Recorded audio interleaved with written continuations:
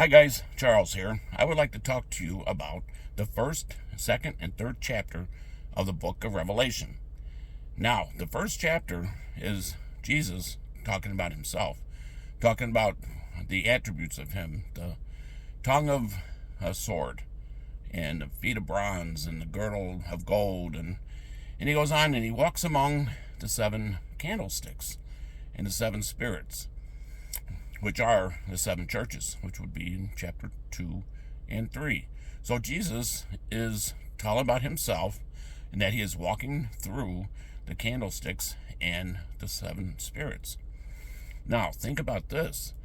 Jesus, in the beginning of the tabernacle and the temple, you walked in, and on the right-hand side, there's 12 loaves of bread, which represented the 12 tribes of Israel. And then on the other side is the menorah, which is a 7-candlestick menorah. Now, is that a coincidence that there are 7 churches and there is 7 candlesticks on the menorah? So if that matches, that means that the church has always been in God's temple.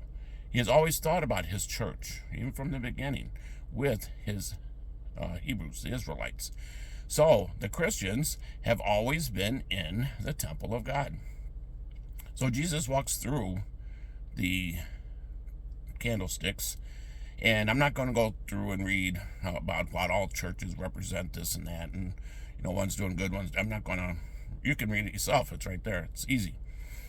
So the 7 churches, I tried to lay them out in an order that would make sense of a progression of a church. So how could one is so bad and one is so good, and it varies from one era to the next era to try to build something to say, well, I'm the true church and this is my roots, and like some of these Catholics do and such. I don't see that. I do not see eras. What I see is 7 churches. He gave each church a candlestick. He gave each church a spirit.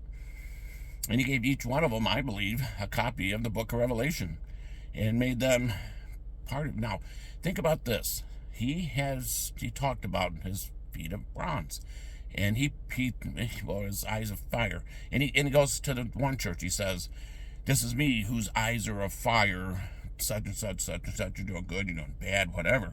But I think he put a piece of himself in each one of them churches. He hid a special piece of himself, because if you really look at the churches, there's some got some right, some got this right, some's got that right, and so on. Some are way off the deep end, and others are doing really good, and he says so.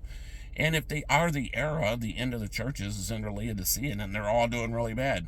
So I don't see it as that. I see it as 7 churches went underground for a time because they were being persecuted and killed, and then they popped up after so long. And you can count 7 distinctive churches: the Anabaptists, Coptic Christians, the Catholics.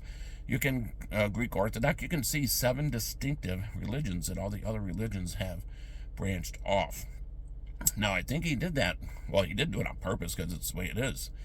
He hid a piece of himself, because if he put it all in one lump sum, it's easier to destroy. So he hid it there until the time of the end, when he returns and he brings all of his churches together and shows them what's the truth. What should we be doing? Should we be keeping synagogue? Should we be keeping Sunday, Sabbath? Should we be keeping the law? Don't keep the law. But he's coming back with his government on his shoulders. And he has 7 churches for a reason. And the reason for that, yet he will show us later when he gets here. So I thought that just food for thought, especially about the menorah. It's a Christian menorah. It's us. It's the Christians. So food for thought.